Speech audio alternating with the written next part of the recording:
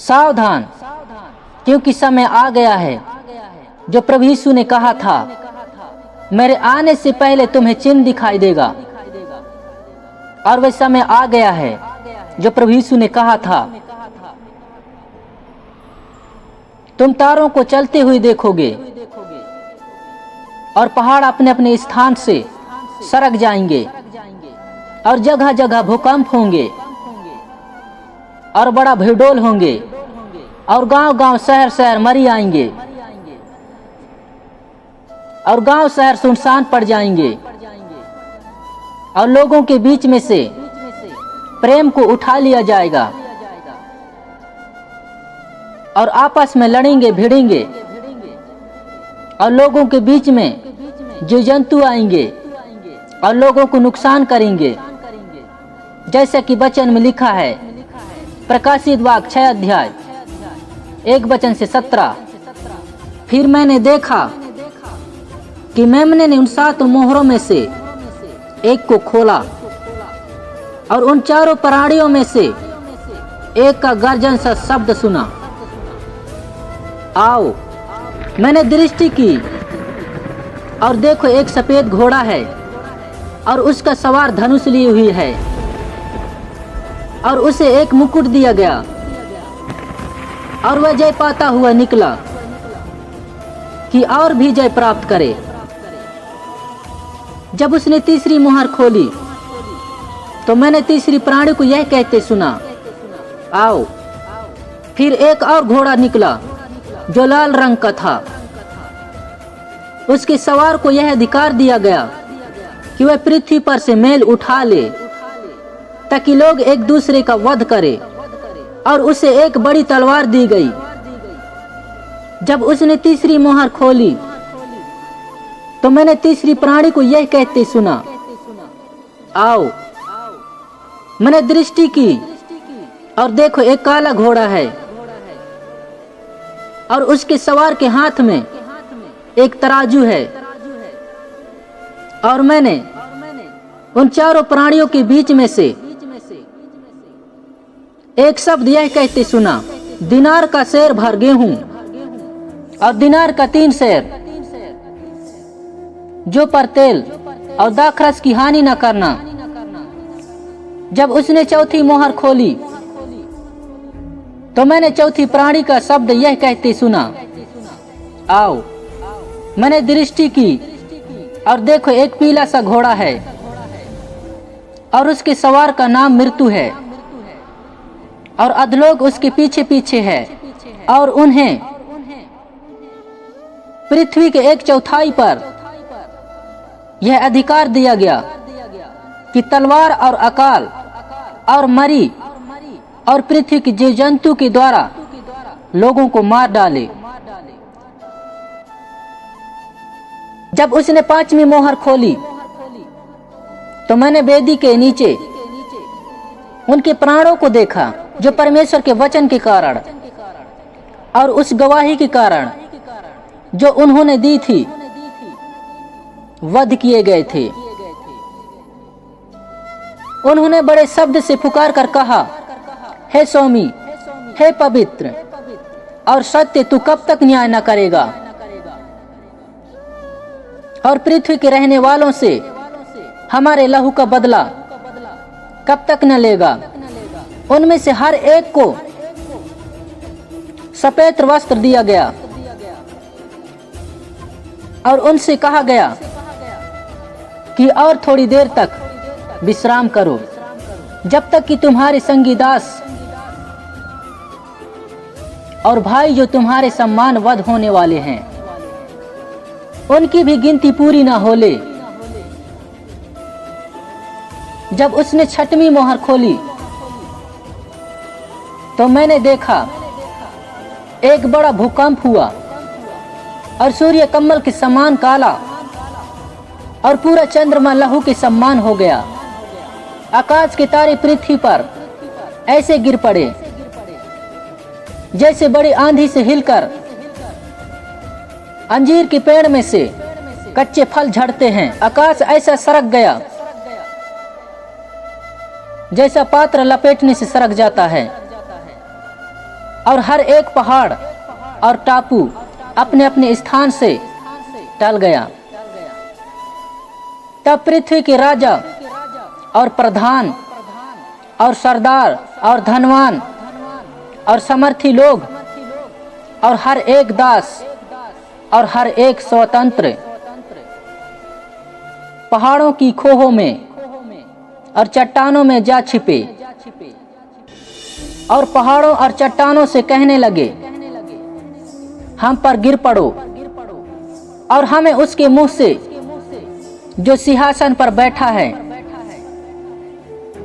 और मेमने के प्रकोप से छिपा लो, क्योंकि उनके प्रकोप का भयानक दिन आ पहुंचा है। अब कौन ठहर सकता है?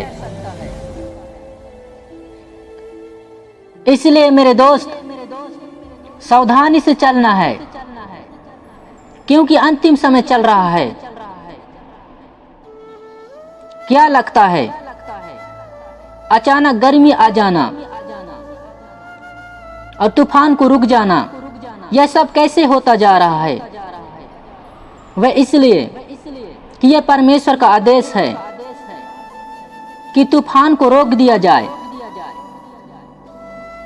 और पहाड़ों और समुद्रों को हानि न पहुंचाना, जैसा कि वचन में लिखा है। प्रकाशित वाक्य 7 अध्याय 1 वचन से 3।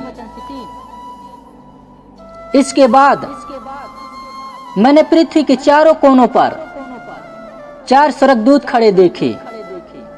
वह पृथ्वी की चारों हवाओं को थामे हुई थे, ताकि पृथ्वी या समुद्र या किसी पेड़ पर हवा न चले। फिर मैंने एक और स्वर्गदूत को जीवते परमेश्वर की मोहर लिए हुए ऊपर की ओर आते देखा। उसने उन चारों स्वर्गदूतों से, जिन्हें पृथ्वी और समुद्र की हानि करने का अधिकार दिया गया था, ऊंचे शब्द से पुकार कर कहा, और यह सब परमेश्वर का आदेश है। और अचानक से आकाश में बिजली और आकाश से गर्जन का शब्द आना। और यह सब कहां से आता है? यह परमेश्वर का प्रकोप का शब्द है। यह शब्द उसी दिन से आता है जब आदम और हव्वा स्वर्ग में परमेश्वर की दृष्टि में बुरा किए थे। उसी दिन से यह शब्द आता है, और वही शब्द 24 सिंहासन से आता है, जैसा कि वचन में लिखा है।